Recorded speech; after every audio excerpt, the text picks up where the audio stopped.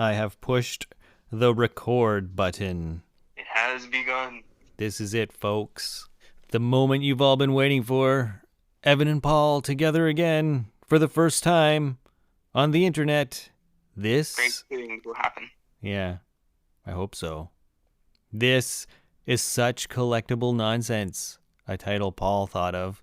I was meaning before this show started to actually Google this title to make sure it's not already taken. And I never really got around to it. So we might have a different show name next week. Or you might be reading a different title above me right now, above this video window, or above the audio window, wherever you're hearing this on your screens. And if not, everything goes well, we'll get Frank Walker to do Such Collectible Nonsense. And it'll be perfect. That's an excellent idea. Yeah. So, welcome to our show. This is something me and Evan have been talking about for quite some time during the madness that has been this pandemic. We text each other constantly all day, and we're like, we should really just have a podcast and chat about all this nonsense that we talk about for these toys that go back and forth. So this is a long time coming for us. For those of you who don't know us, and many of you probably don't, Evan and I met at TFCon in Toronto. And actually, I was attending TFCon as a guest, waiting in line for, that's Michael Bell, the voice of Prowl, a question. And I noticed Evan in the corner freaking out because he couldn't figure out what he was doing with the audiovisual board. I wasn't freaking. There was some steam coming out of the ears, I think. I was maybe a little panicked, but I think I have a pretty good poker face. Sure. So, me doing audiovisual for a living, I kind of sauntered over, noticed he was having some trouble, and fixed a couple of things for him, and got, I think it was a video roll he wanted to get going for Mr. Bell, and it got working, and that's how I met our overlord Colin and Evan, and we've grown a great bond and friendship ever since, and we kind of run the AV stuff for all the panels at TFCon all these years. Travel together. We're roommates when we crash at TFCon, so it's a good time, and I'm happy to finally be doing this with you, bud. We're going to focus, I guess we'll have one kind of topic of discussion per show. It's kind of our first kind of thought as we launch this baby, and we'll kind of go from there. So for today's spotlight, we are going to talk about the Transformers RED line that was released fairly recently, Walmart exclusive. The first wave being Optimus Prime, Megatron, and Soundwave, all in their G1 iterations. And we're going to start talking about those guys. Did you want to start off, Evan, or do you want me to kind of kick it off with Megatron here? Megatron? Sure, go ahead. So, I remember seeing initial photos of these guys, and I guess I'll backtrack a little bit. So, I've had some experience, I don't know if you have, Evan, with non-transforming Transformers. I've had like Revoltech, Optimus Prime. I've had, I can't remember, there were Japanese ones called SHF or something, or SFC. I can't remember the exact name of them. Oh, yeah, I remember those things. Yeah, like you used to like buy little blind pack figures that wouldn't do anything, but then they had bigger, more posable figures. There was an Optimus and a Hot Rod and a Star Saber, I think, and stuff like that. And I bought those at the time, and I remember them being just okay. I remember seeing pictures and, these guys are amazing, and they get them in hand, like, they're not as great as I thought they would be. So these guys are probably the best non-transforming Transformers we've gotten in a while, but they're not without their flaws and somewhat disappointment. Megatron in specific, I remember finding these in the store, picking them up. I only have Prime and Megatron. Evan, you have all three. You have the Soundwave. Correct. And I remember cracking open Megatron and peeling him out of the plastic bubble, and the first thing that happens is his chest flops down. Like, I don't understand why. Right? And I'm like, what is this? How is there no friction on his ab crunch? It's ridiculous, because his barrel that's on his back is this really hard chunk of plastic, right? And then his fusion cannon is on his arm is a big honking piece of plastic. So if you pose the arm forward, he's immediately flopping forward because the gravity just takes it down. I guess maybe the hunk barrel on the back is supposed to balance him out for it. That might be the logic behind it, but I just don't get it. I don't even understand why he needs to bend like that. I've played around with him. There's like no cool pose that you can stick him in where he needs to bend like that. The only thing I can think is like, have you seen, I think maybe Flint Dilly posted it, and to our listeners, if you're listening to this, you probably know who Flint Dilly is, but if you don't, he is G.I. Joe Transformers writer back from the 80s on the original shows at Sunbow and Marvel. He posted some bizarre statue, I can't even remember where it was from, of this Megatron sort of like half laying down backwards on the ground. I don't know, it's bizarre. If I can find a photo of it, maybe I'll post it up here. All right, everyone. As the captions below pointed out, perhaps some research needed doing. So before this episode went live, we tracked down Dale Long, aka Gold Cylon, at buyyourcommand.net, who happened to have a picture of exactly what I was talking about, as well as some others from the Transformers base camp at Universal Studios. Now back to the topic at hand and your regular scheduled programming. Action figures. And so you can kind of lay them into that position, and that's what it reminded me of. The only other thing I can think of is like he's floating through space or falling off a cliff or something. Optimus just punched him. Never! And he goes flying backwards. Him in the I'm floating in space, Unicron reformat me pose. Yeah. Yeah. But if it's not any of those three things, it's kind of weird and useless. I don't understand why he bends like that. Is there something I'm missing? I don't know. I really don't.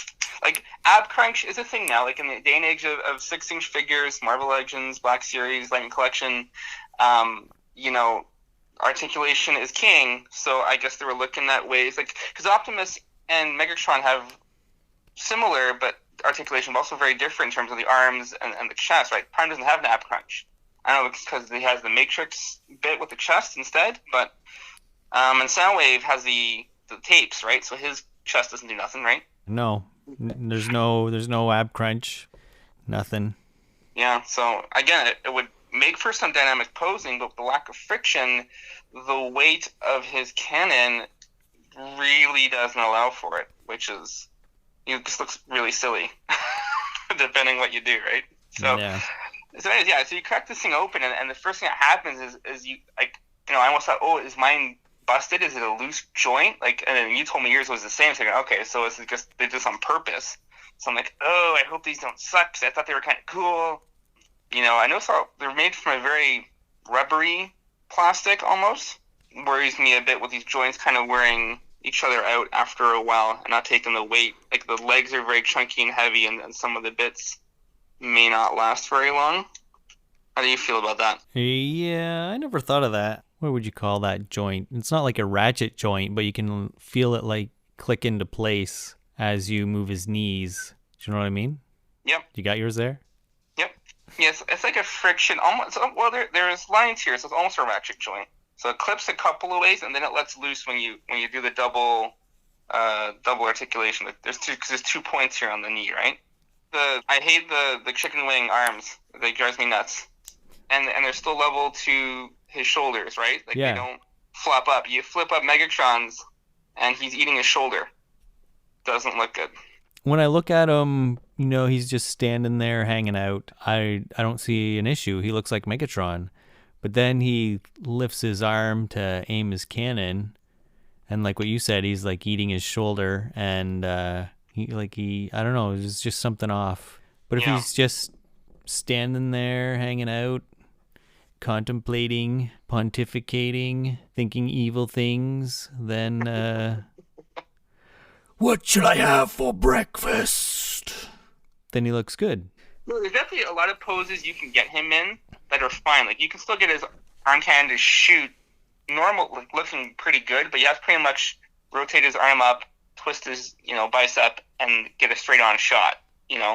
There's no diagonal motion of any kind. Yeah, he can't look down the barrel. Yeah, exactly. Because as soon as you do that, then it looks kind of ridiculous, right?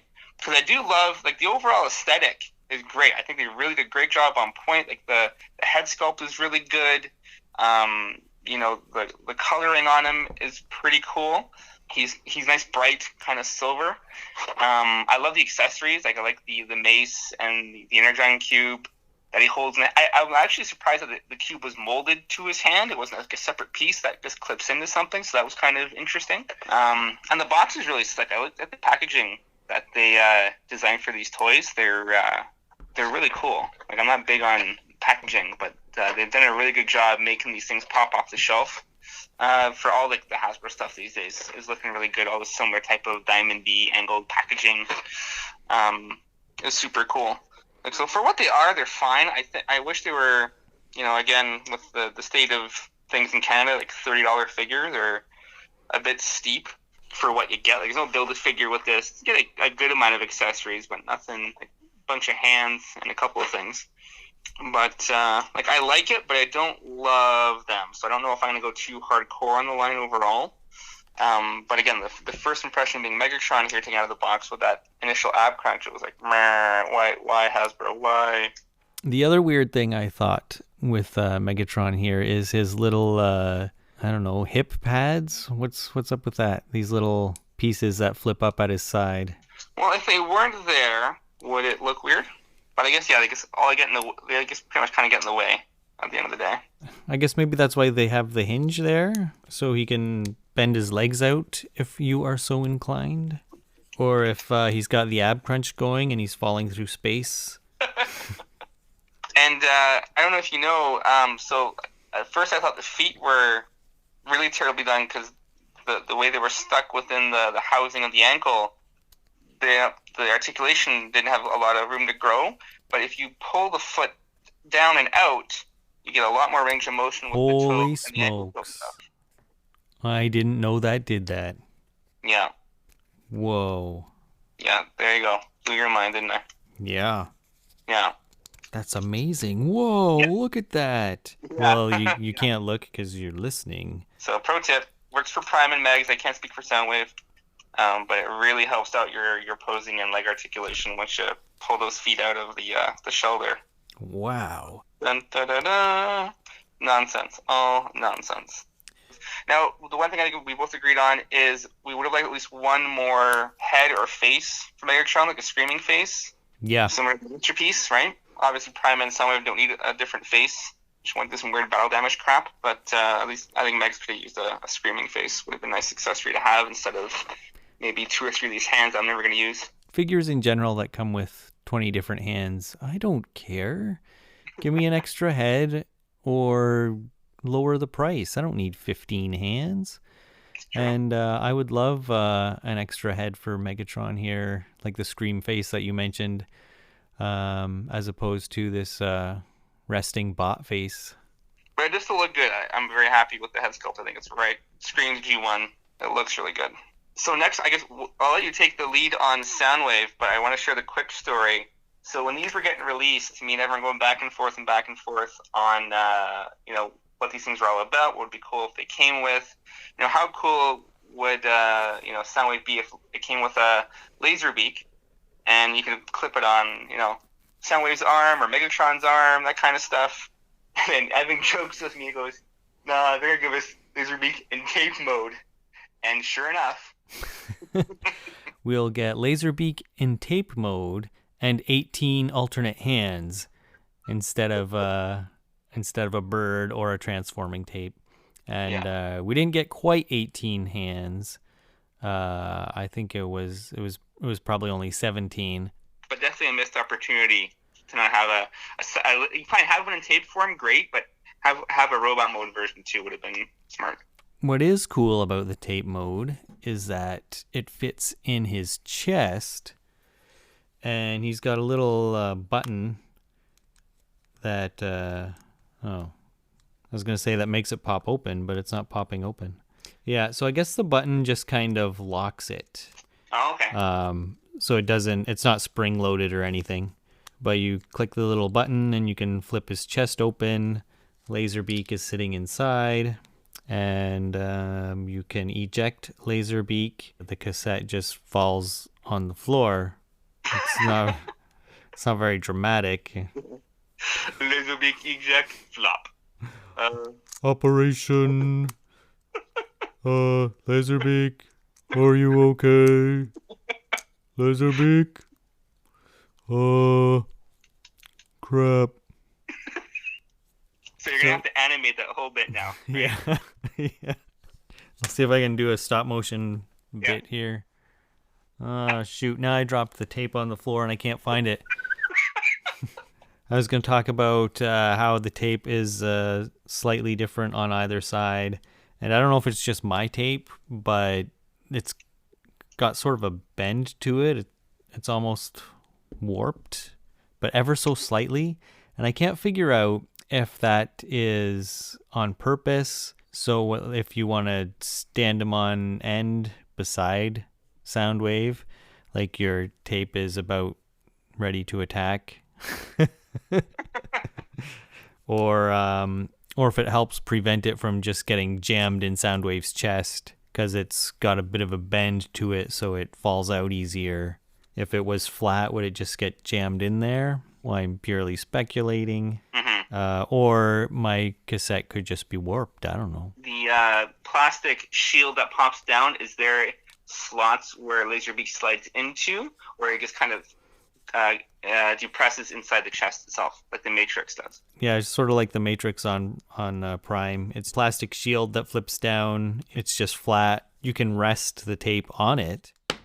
Oops, I just knocked off his... what is on his shoulder? Is that his sonic cannon? So he comes with the shoulder cannon piece and a blaster. So each one of those are separate, and but the blaster is a solid piece. So like the silver part, which I guess I would call gray on this guy, but that's not removable. It's all one molded piece. Can you take his shoulder cannon off? Yes. Okay. Yeah. So his shoulder cannon can come off. And he also has the full articulation and a finger hand to do the full eject motion, right? Yeah. That is one cool thing about his alternate hands is he's got the pointy finger to push the eject button. Does the chest piece fold down a full 90 degrees, or does it come out on a bit of an angle?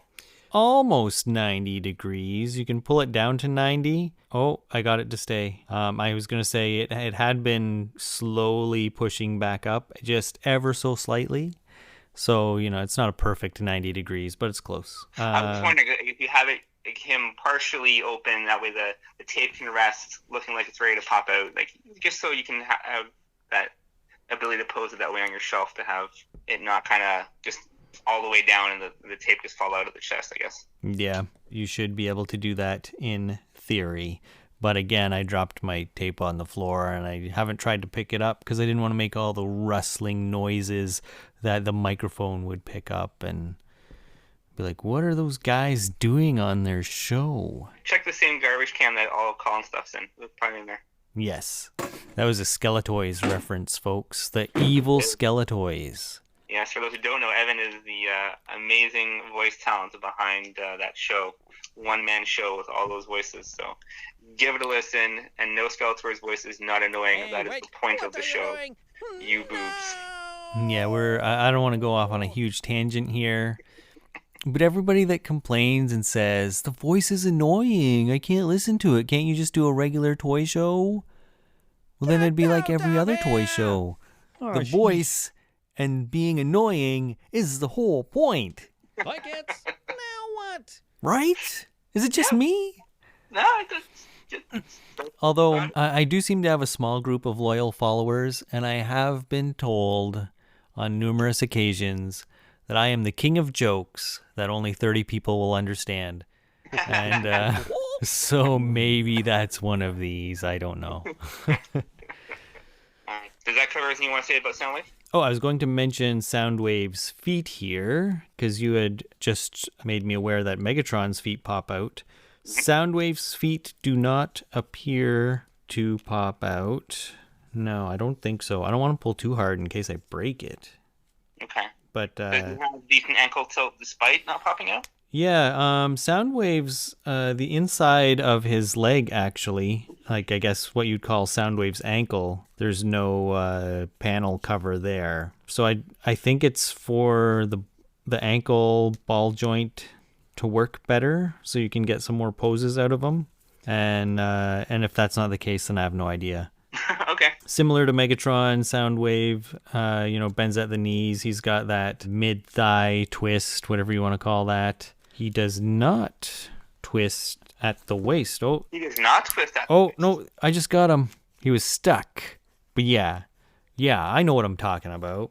So Soundwave has a waist twist. Yeah, his head rotates and so forth. I think that's on a ball joint. I'm not going to pull it off because he doesn't have an alternate head anyway, so why risk trying to break it?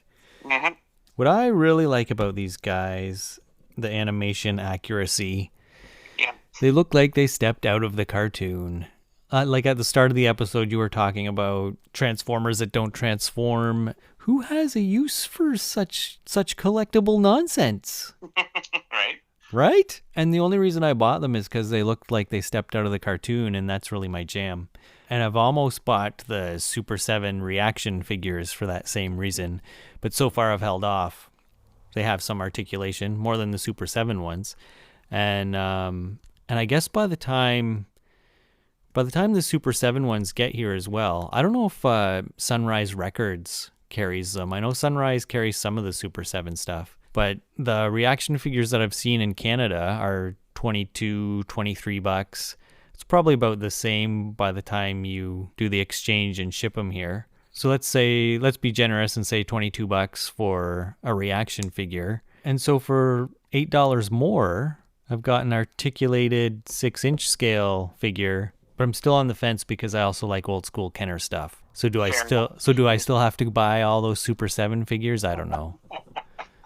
But it's a pretty high price point for a figure that size at $22 a pop. Like we bought at the $18 3.25, Retro Joes and Star Wars, whatever the hell the line's called these days, at that scale. And it just appalls me to have to pay that price for those tiny figures. Like, when I feel like I was buying G.I. Joe hardcore when Reveal the Shield came out.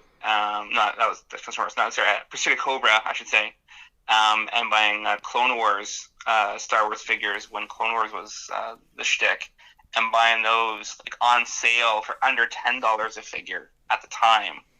And I get this is years ago at this point, but I feel like there's been such a drastic bump in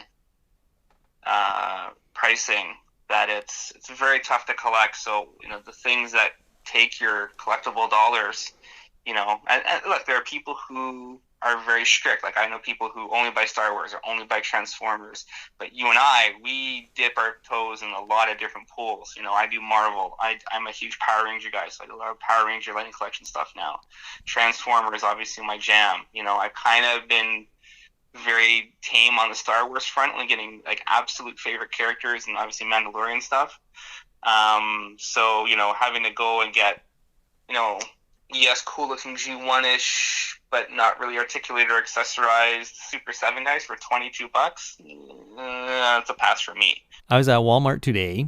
I saw the new retro Destro, which I believe is just the 25th anniversary Destro, and now has the new head. And I'm like, this is really cool. And I can't be certain, but I'm pretty sure that it's the same body as the 25th anniversary one. And I can't warrant $17.97 plus tax at Walmart just for the new head. Yeah. Now, if you'll excuse me, I need to go order some Super 7 figures. I'll be right back. Classic Evan. But while you're passing that G.I. Joe zone, we'll go back to the last figure in the first wave of red, Optimus Prime, who I think turned out fan-freaking-tastic in this. The head sculpt was just supremely amazing. When I picked this up, there were two on the shelf, and one of them, the helmet wasn't painted right. Like one of the blue sidebars next to the face shield was like completely gray on the front, so it's all wrong. Gross. Mine does a little bit of yellow spatter on one of the legs. I can't seem to scrape off just yet, but otherwise mine's in pretty good shape. And my smokestacks weren't bent out of shape, or my antennas weren't bent out of shape. I know a lot of people had issues with it being packaged in such a way that things were bent out of shape. How did yours turn out? His Batman ears or his smokestack shoulders? Both. His Batman ears are kind of curved in, and I couldn't figure out if that was by design or not. It doesn't look bad, but I wasn't sure if that was packaging or design. Yeah, his smokestacks for sure are bent, and I thought once he was out of the package for a while that they would just kind of bend back because they're that rubbery kind of plastic. But so far, they are still bent. And I don't know, when did we buy these things? Was it a month or two ago now? Something like that. It's been a while. So I don't know, maybe a hair dryer. Or I'm not really a toy customizer, but people talk about hair dryers and stuff to warm up the plastic and bend it back. Or some nonsense. But I'm not that brave or care enough to bother. What would happen to me is that I'd melt his whole shoulder or something. I'm just trying to bend his smokestacks back while we're chatting here. And you know what? I've managed to bend them back a bit, but I'm curious if 10 minutes from now they'll be back to where they were before. I guess we will see. You know, I really like how Prime turned out. Like, I love you can get him in the classic movie pose when he takes off and he's blasting the four Decepticons there before he lands in midair. You can get that iconic pose going. One of my weird pet peeves on this guy, and I don't know why, it's just me, like, you have the translucent windshield and you can put the Matrix in his chest, but I don't like that I can see the Matrix. To me, it should be covered. I don't know why. I'm sure maybe repro labels might release some of those like animation shiny window stickers. Maybe you can put on his chest if you really wanted to. Maybe block it, but I don't put the Matrix in his chest. It bugs me. It's just a weird thing for me. It doesn't bug me enough to buy some repro labels and try to fit them over the window, because that seems like a lot of effort. But it is odd. It's a little jarring. I think if they wanted to do the translucent, make it a less translucent, less opaque, I suppose. Make it a darker, more of a navy blue, closer to what his hands and head, helmet, Batman ears are. Because if it was that darker blue, you could still see through it, and it would be less noticeable. Yeah. But again, I'm not a toy designer or customizer. Yeah, for sure. But if you keep the Matrix out, like, it's not, you can't see through enough to really notice that the Matrix is not there, right? So I think it's fine. Yeah. The only other thing I would change on this guy is just the color palette. I feel that the colors on him are a bit too bland and dark. Like, I wish the Autobot symbol was outlined in white, not this kind of dark gray that matches the smokestack. More the white that's on his legs. It would pop more. So I had him on display, these two guys on display next to their Masterpiece counterparts on my shelf. And like the red and the blue on the Masterpiece Prime really pops and a little more like quote unquote animation accurate. Or even if you looked at those recent repaints they did of Siege, Prime, and Megatron and made them kind of animaty, like animation kind of cel shaded, I guess. Oh yeah, the cel shading, is that what they call it? Yeah, the cel shaded look, right, for those decos. And maybe they'll do a cel shaded exclusive deco on these guys down the road. But I guess we'd like some brighter colors on Prime. I think he would have just popped a bit more with some brighter colors versus kind of these dark ones.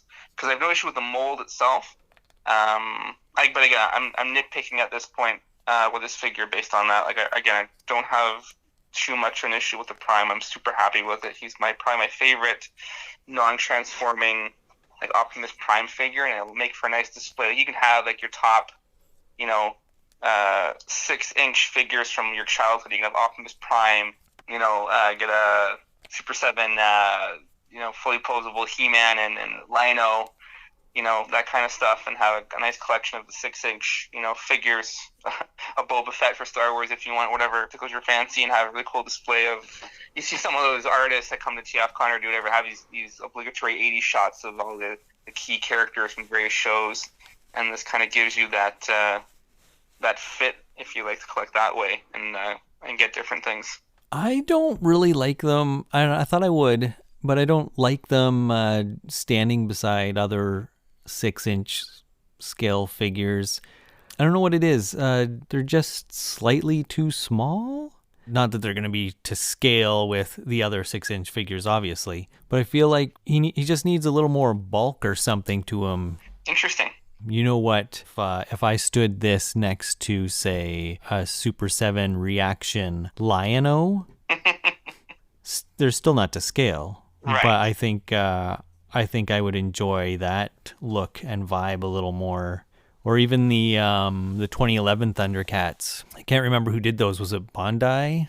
Bandai Japan. Bandai America did those, yeah. So stand the 4-inch type guys beside these guys, and I think I'd get a little more of that I'm a giant robot vibe. Yeah, that's fair. Because like if I stand Prime beside Super 7 or Matty Collector He-Man, I think it might even be the same mold, to be honest. I think they might have re-released him with some new bits, but I can't remember anymore. But if I stand Prime beside that He-Man looks like he's just going to snap Prime in half, right? Yeah. Maybe I'm being too nitpicky, but... Well, it's each your own, right? That's why it's collectible nonsense, right? I think this would be cool. You're not digging that vibe. And yeah, I could see the fact that you want your Transformer to be this bigger character over top of a regular human-sized character. Makes tons of sense, right? So, yeah.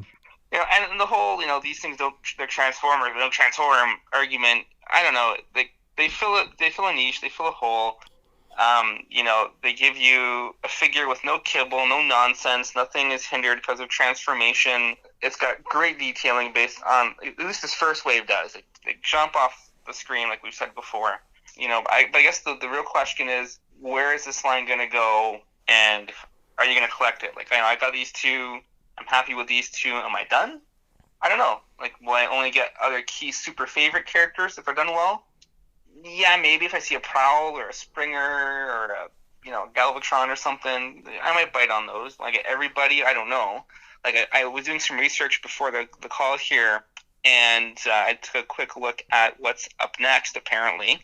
And we know from HasCon that Transformers Prime RC and a Beast Wars Cheetor are for sure next. RC looks fantastic based on what we've seen so far on the pictures. I don't love the Cheetor. I don't like it at all, to be honest. He looks really skinny. I don't like the gold on the deco. Maybe when it was seat in hand, I'll change my tune, but my initial reaction to Cheetor is not good. But looking at this website, they also show that apparently some upcoming releases, and there are no pictures on this website, except for some art, but there's apparently going to be a red Transformers Prime Knockout, as well as G1 Bumblebee and G1 Starscream in the pipeline. G1 Starscream was on my list of, because I'm still on the fence for these as well, but I said if they make a G1 Starscream, I'm all in. Bumblebee, yeah, I'd probably go for Bumblebee. Gilvazan autograph, waiting for it, right? Yeah. I was kind of thinking that too. So here's another interesting question, though. So Bumblebee, right? So I can imagine, similar to how Black Series would do an Ewok or a Chopper or Droid from Star Wars, or how, I guess current Transformers, we've gotten Cliff Jumper and Bumblebee. In the deluxe scale at $30, yet they're considerably smaller toy because they're proper scale to, like, they're more of a 4-inch toy versus 6-inch because they're smaller characters, right?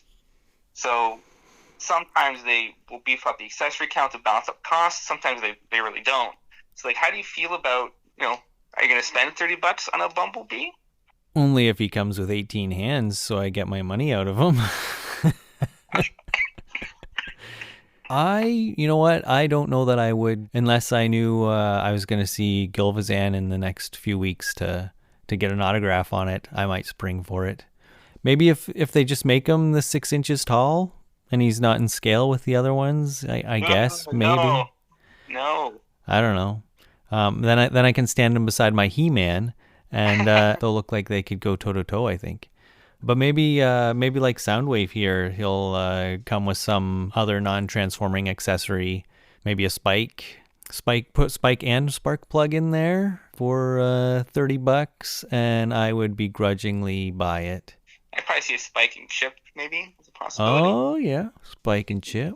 I'm trying to think. See how they accessorize that, I guess, to help beef up the extra price. Because I would think they have to be. I get there's supposed to be 6-inch scale figures, but they want to be some level of scale with each other. Like these three guys, yeah, they more or less make sense to be the same height. Starscream being the same height makes sense. Like RC and Cheetor, I'd be curious to see how they turn out because they're technically smaller characters too. Cheetor should be the size of Prime's head, right? Well, yes, but like there's RC, and if you do like a Prime Bulkhead in Red Series, is Bulkhead going to be the same as this, or will Bulkhead be more of akin to, you see more of a Legends, those kind of deluxe, like the Red Hulk or Apocalypse AOA you have out there right now? There are these bigger figures at the $45 price point. Yeah, I guess there's precedent for it. Or would Bulkhead be like a Build-A-Figure type of deal if they go down that road as a bigger Juggernaut level type of figure, right? Right. So there's potential in this line to go places. I guess they're gonna poke around and see what fans kind of pick up. It's nice to get something that's not G1, like they're taking a dip at Prime and some Beast Wars characters. So we'll see where that goes. Obviously, we'll see some 86 movie stuff because that's all the rage right now, right? Going forward, so I guess like I'm not saying don't buy these guys, but we'll buy them. They're out there. They're if you love a character that comes out in this line, it looks good. It's worth buying and having on your shelf. Don't collect the whole wave if you're not into them. But if you love an Optimus Prime toy because for the sake of an Optimus, or if you love Bumblebee or Starscream coming out and want to have just the one character on your shelf, they're nice, clean looking toys. Like somehow they're flawed. Like Megatron has more crap I want to complain about than Prime, and Soundwave sounds pretty cool. Like I've been kicking tires on him. If it was on sale, like you put that guy on sale for like $20, $15, yeah, I'll probably bite at the end of the day just to, have it. Because I can't help myself because I'm a crazy person. Yeah, even if these were, $15, $20 regular price, I think that's far more reasonable. I have trouble swallowing $30 for Star Wars Black Series and Marvel Legends as well. Yeah. But you compare these to a Marvel Legend or a Star Wars Black Series, they're cool, but they're not, I don't think they're quite on the same level. I feel like taking today's prices into account, I feel like $20 is far more reasonable. But then you do have, with the case of Prime, you get his blaster and alternate hands, and the Matrix fits inside him, and his Energon axe. So there are some extra accessories there, but I don't care. They keep making them, so people must love them. Maybe I'm the odd man out sort of thing, but like I have all these extra pieces that just either get lost or sit in a Ziploc bag, and then 6 months from now I'm like, what do these go with? I don't know. Yeah, it's true. Obviously, those talented people out there who do photo shoots will take out all the different bits and they'll do different poses and they'll go into town with it. And at the end of the day, you'll find that your favorite set of hands or a thing to pose with, and you'll leave that pose on your shelf likely for X amount of time until you're ready to cycle out for a new toy, and that goes in a bin and see you later. So, yeah, accessories are an interesting thing. Like it's the same thing with I'm the big Power Ranger guy and the Power Ranger Lightning collection, and they have these like civilian heads for all the Rangers, right? And some are really good, some are really bad. Like I don't care for it. Like you can keep the real head of the person. I don't need it. I very rarely, if ever, would swap the helmet off for the guy's live action head. If it saves me a couple of bucks, I'd actually almost for Power Rangers rather more hands because. Certain Rangers have very iconic poses that you'd want to recreate, that you would need certain hands and certain poses for. The SX figure arts were good for that, but they stopped making Sentai figure arts for some reason. So Lightning Collection's the next best thing you have for Power Ranger action figures these days. But yeah, it sucks because I remember going to Fan Expo a couple of years ago. I went to Hasbro's panel for both Black Series, Star Wars, and Marvel Legends. And obviously these guys come up from the States. And they kept talking about the toys and the design and how they do things, how they accessorize. And they kept saying, you know, oh, this is such great value for a $20 figure, a $20 figure, a $20 figure. And I kept going to myself, like, guys, you're in Canada. This is $30 to us, right?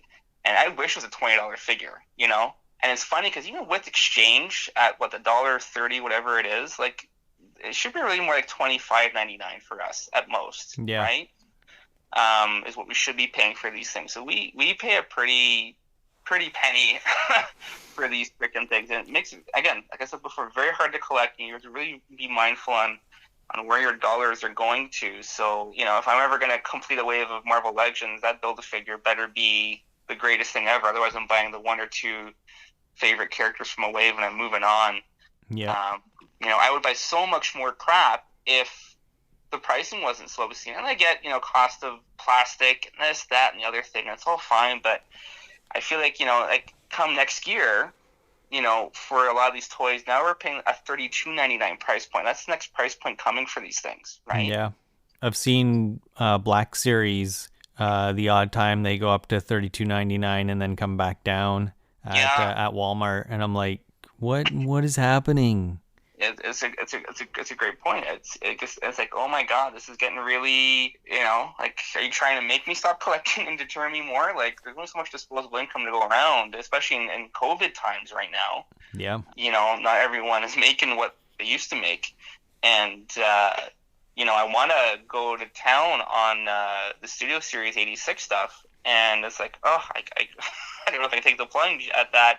You know, even with going to EB with a 10% edge discount, it'll help, but man, like, I'm just barely getting by on stomaching, you know, $29.99. Never mind now going to $32. You know, I'm thankful that Walmart, for some reason, is selling Lightning Collection figures at a standard of $25, which is, I'll take it. So that's a bit cheaper for the Power Ranger front of things. But yeah, everything else at that scale, like, I think Voyagers and Leaders for Transformers are staying where they are, but all that 6-inch bread and butter stuff is all hitting a $32 price point here in Canada. And I look at the States every now and again. I think their price is really, like, I guess $21.99 for them now, maybe. They went up a couple of bucks on their end. I haven't looked at a site recently, but like, you look more and more, maybe buying from the States, and maybe it's not so bad if you find a site that doesn't, you know, kill you in shipping or possible duty fees. You know, maybe it's worth importing stuff a bit more often to save a few dollars, or maybe it's not worth the hassle. I don't know. In my experience, these big stores know right where to price things, so you don't really save any money by importing from the US or shopping at online toy stores or whatever the case may be, because you end up paying that cost back in shipping or duties or whatever the case may be. Yeah. Now, I haven't done the math on anything recently. Maybe with the new $32 price point, if that is the new price point, which it seems to be, it'll make it easier to save some money by buying our collectible nonsense online. If you're listening to us and you've figured out a way to save some money by shopping online or shopping local or whatever the case may be, let us know your tricks in the comments below. Help us all save money on all this collectible nonsense. All right. And on that happy note, I think that wraps things up for this week. We hope you enjoyed this episode. Tune in again next time. Let us know what you think of our very first episode in the comments below. And don't forget to like and subscribe.